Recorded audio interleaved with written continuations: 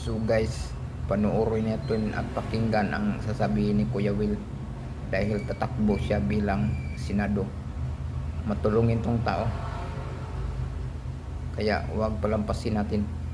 Luzon, Visayas, Mindanao, at saan masulok ng mundo. Una sa lahat, ako po si Wilfredo Bendia Revillame, yan ang tunay kong pangalan. Pero kilala niyo naman ako sa pangalang Willie Revillame. Ako pa 64 years old. Siguro hindi na ako kailangan mag-explain, hindi na ako kailangan magpakilala sa inyo.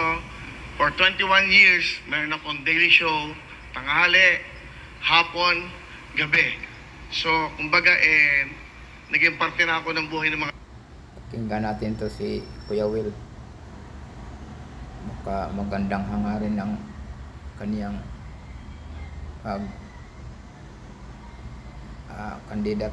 kandidato. Pilipino, lalo-lalo na po yung mga nanay, tatay, lolo, lola, yung household. Lang ho, at nandito ako ngayon. In fact, mayroon akong live show ngayon. Nagpaalam muna ako. Ang alam ko, naka-feed kami ngayon sa TV5. Naka-feed ho kami ngayon sa show. At yung mga nanonood ngayon doon, nagpaalam muna ako. Sigurado nagsisigawan ngayon doon yon. At wala ako, walang kantahan, walang sayawan, walang hep-heporay muna, walang putukan, at walang... Di dito sila aligre ron. Wala man ka dito. Kulang sa saya. Wala ka doon. Fortune. Pero may mas malaking hangarin at may mas malaking plano para sa bawat Pilipino. Okay? At 2 minutes, siguro mas maganda mga tanong na lang para masagot ko na kagad yung mga tanong. Okay, sige po. Unang tanong, kanino magaling? Tagalog na lang para mas maintindihan ng ating mga Rhea kababayan. Fernandez from TV5. Mhm. Pahiram po ng mikropono. Go, Rhea. Hi sir, good afternoon. Rhea Fernandez, TV5. Mas maganda yung Tagalog kaysa hindi naman tayo mga American dito. Tagalog na lang talaga para lahat maintindihan. Hindi yung English pa. Over here, sir. Pumili na lang, huwag naman, sir. Sir Willie, you mentioned you have a show sa amin, TV5 Will to Win, no? So the next question is, what happens to your show if you are vying for a Senate seat? Anong mangyayari po dun sa Will to Win? Sa pagkakaalam ko sa rules ng COMELEC, until February 10, pwede pa ako mag-live show. So I still have 5 months na makakapag-live ng 5 to 6:30 sa TV5, sa Facebook na meron kaming followers na 17,300,000 at 8 million sa YouTube.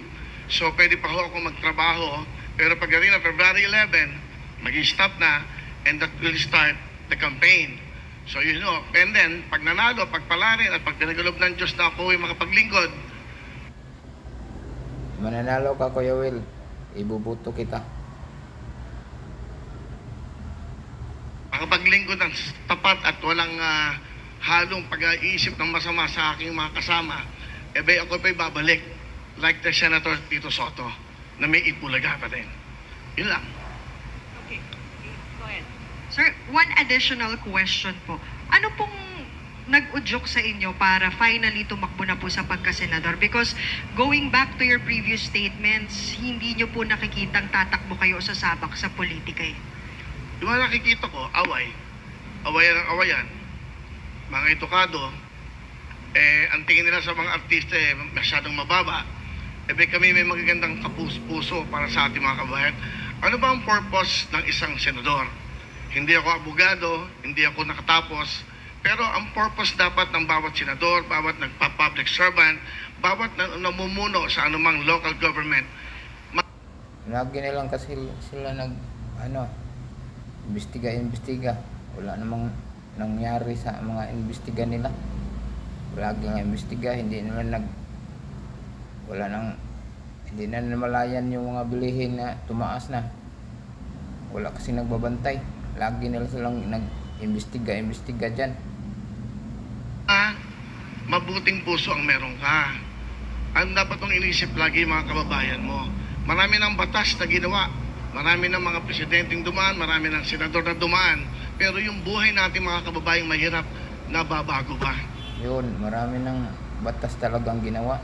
Pero sila rin lang ang nagbubutas. Marami silang batas ginawa, pero sila ang nagbutas. I think, yun ang pinaka-importante.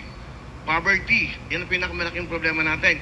Yung mga batang nangangarap na mag-aral, Yun. pag wala ng pera, hindi na natutupad ang pangarap. Yung Oo mga nga. nanay at lola natin na may mga sakit. Alam mo, for 21 years na ako'y nasa daily show, laging ang bulong sa akin ng nanay, lola, lahat. Pambili ng gamot, Willie. Yung asawa ko may sakit. Yun na nga, Sir Will Kuya Will. Yun ang problema, yung pambili ng gamot. Tapos, kung may PhilHealth ka, hindi naman libre gamot pag may PhilHealth. Kasi, pag mahal, wala. Sabihin nila, wala dito, palit sa labas. Yun ang sasabihin nila. Willie, pang matrikula ng anak. Puro lahat ng iyan ang nadidinig ko for 21 years ng mga ating mga kababayan. For 21 years, yung mga magbubulong sa akin na ganyan, hindi naman ho na bagong buhay eh. Sa mga marami na nagsilbi sa ating bayan. Wala akong sinasabing iba. Ibig ko lang sabihin, dapat hindi lang batas ng tungkol sa batas ng mga kung saan batas. Batas ng mga mahihirap ang kailangan natin. Paano magbibigyan ng magandang buhay ang ating mga kababayang mahihirap? Mga batang nangangarap na walang pambili ng libro.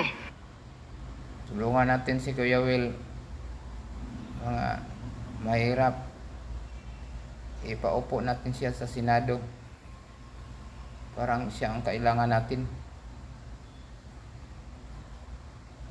Walang sapatos, walang pangmatrikula. Yan, yung mga lola na nanay natin na walang pambiling gamot. Yun na nga. Yan, lagi yan ang reklamo nating kababayan. Yun Dapat yan. sa Senado, may batas para sa ating mga kababayan. Saka ako, parang nalulungkot ako pag nakakakita ako ng mga nag-aaway, ego, Yun na pagalingan. nga. Yun na nga. Hindi naman ho ganun ang pagsilbi sa bayan. Dapat Yun. busilak ang Dami puso na mo lang sa iyong mga nag-away-away kababayan. dyan sa Lalong-lalo Senado. na yung mahirap. Kung makikipag-away ako sa Senado, makikipag-away ako para sa mahirap. Lagi nilang mag-away sa Senado. Dahil yung isa maliit lang ang nakurap. Yung isa malaki. Thank you. Okay, Mr. Gerard Nabar, Pamalaya. Sir, good afternoon, sir. Sir, two questions lang, sir. Sir, you've been on top of the surveys or if not, pasok po sa winner circle. Ano po yung assessment po natin sa chances po natin? Especially you're running as an independent. Well, hindi ako pwedeng mag-desisyon yan. I cannot assess dahil yung publiko yan, yung mga tao, mararamdaman mo lang. Saka I also have my decision kung talagang hindi ako pumapasok sa top 12 o ano, and I will withdraw. Simple lang naman. Ibig sabihin, baka hindi ako gusto ng tao for this privilege na maging senador. I can just come back in my show. Pwede naman ganun eh. Ang hangaran ka naman dito eh, yun nga, makatulong talaga. Saka makagawa ng kabutihan, makagawa ng batas, makagawa ng batas sa ating mga kababayan. Kung nadidinig yun lang araw-araw ang bulong. Ito yung kailangan natin, guys. Ibubuto natin to si Kuya Will. Huwag kayong mag-alinlangan. Hindi naman ito mangungurap kasi mayaman na to. Marami na itong pera. Ng bawat mahihirap, dudugo ang puso mo. Wala kang pambili ng pagkain eh. Wala kang Kita nyo na, magdurugo yung puso niya pag may bubulong sa kanya. Kunting tulong lang. Mas makikita mo sa Senado, sa Congress, puro awayan ng awayan. Yung bang nakikita ba na, Yun, nakikita pala niya yung mga Senado, lahat nag-away-awayan lang. Wala nang hindi na namalayan yung mga bilihin nung tumaas ba. alam mo, napansin ko, pumunta ka sa mga probinsya, hindi naman nila pinapansin yung mga yan eh. Ang iniisip na yung kakainin ng kanilang pamilya. Oo nga. Sa umaga, totoo sa yun. tanghali, sa gabi. Kung paano mabubuhay yung pamilya. Hindi naman nila napapansin lahat yan. Sa aking pagkakalam, sa research, 94.7% mahirap sa ating bansa. Yung nandun sa mga Senado, hindi yan nag-iisip ko na anong pinakain sa mga hirap. Kasi iba yung iniisip niyan. Sir, you mentioned you want to file bills. Ano po in particular yung mga naisip po natin on top of your mind ngayon na mga bills for the poor po? Well, unang-una, yung gusto ko yung kay Senator Angara, yung sa senior, no? Kasi yung 20%, parang kulang yan eh. Kasi every year, tumataas ang mga gastusin natin sa lahat ng bagay, lalo-lalo sa gamot. Ako, ang pwede kung papalarin, pagkakalooban ng Diyos na manalo ko, maupo ko sa Senado, ang una kong i-adjust ko yung 30% sa mga seniors PWDs. Mahirap, maging mahirap, napakahirap. Parang kung bibili ng gamot. Paano tumatagal ang buhay na mahirap? Walang pambiling gamot. I think yan ang isang bill. And then, sa mga bata, dalawang bagay lang eh. Yun, Ang yun. kinabukasan natin ay Yun na nga. kabataan eh. Gamot Dapat talaga. yung mga eskwela wala ng bayad. Libre-libro. Bubuto kita, Kuya Will. Diba? Yun ang mga Bubuto sa kita. local government, sa nakikita ko, sa batas na ginagawa nila. Kung talaga magsisilbisyo tayo sa bansa, sa bayan, unahin natin ang mamamayan eh. Hindi ang bayan. Kasi Yun. nagpapatakbo ng bayan, Oo nga. yung ating mga mamamayan. Dapat Hindi malusog yung- yan. Dapat maayos ang pag-i... Di yung dal-dal-dal na lang sa Senado. Yung iba wala nang kinakain. Lagi lang nag daldalan sa Senado. isip, dapat healthy, dapat magandang pinagbukasan, dapat nakakapag-aral, dapat marunong sa buhay. Para hindi lagi dumidepende sa gobyerno. One last quick question. 1 minute and 45. Asan yung microphone? Sherry Ann? Sir, magandang ABS-CBN. hapon. Opo, Sherry Ann Torres, ABS-CBN. Sir, ano yung mga personal na paghahanda po ninyo na ginagawa ngayon? Kasi andun nga yung malaking possibility na isa sa mga araw na to, pala rin kayo na maging senador. At syempre, alam naman po natin na maliban sa busilak na puso, Anong pala rin? Hindi yan. Anong pala rin? Salita ka lang ng pala rin. Ano yan? Sigurado yan. Hindi yan ingon. Hindi yan. Huwag sabihin pala rin. Sigurado na yan. Malinis kasing hangarin niya. Sana magkasama kayo ni Doc Willie. mapupunta talaga kayo at mapupunta sa matindihang debate, lalo na kung ipaglalaban nyo yung mga panukalang batas po ninyo. So, paano po kayo naghahanda sa mga ganito? Well, hindi ako makikipagdebate, hindi ako makikipag-away. Makikiusap ako at hindi ako haharap sa TV na nakikipag-away sa kanila. Pakiusapan namin to, ano ba dapat natin gawin para matulungan natin ito mga to? Debate ba Ano yung bang batas na trabaho pwedeng gawin? ba? Hindi naman Para naman debate, guminawa ang tinalo buhay yung natin mga kababayang trabaho mahirap. dyan. So I think yun ang pinaka-importante. Hindi mo kailangang ipakita sa TV na magbabangayan kami, pagalingan ng English, pagalingan ng sinasabi. No, I don't think that's the right thing to do na maging public servant. Lahat mapag-uusapan eh. Lahat pwede mong pakiusapan. My colleagues, pwede ba natin gawin to? May mga lugar tayo naghihirap.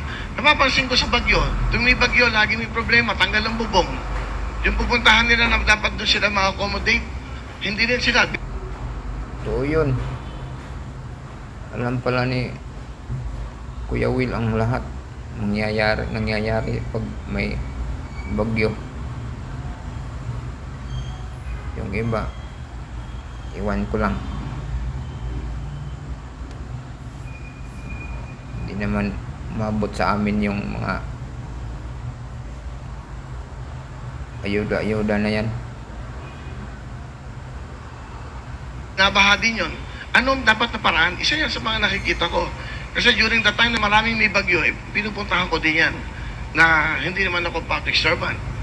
Dahil gusto ko lang makatulong sa ating mga kababayan. Time's up? Yes po. Parang ako lang pinakamabilis Ay, Hindi naman. Okay? wala po. Okay na? Thank you, sir. Okay, but Salamat anyway, po. maraming salamat.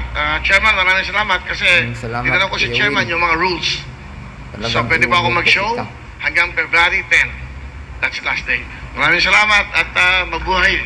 Sana Boto natin si Kuya Will, guys. ang pag-asenso ng bayan, pagmamahalan.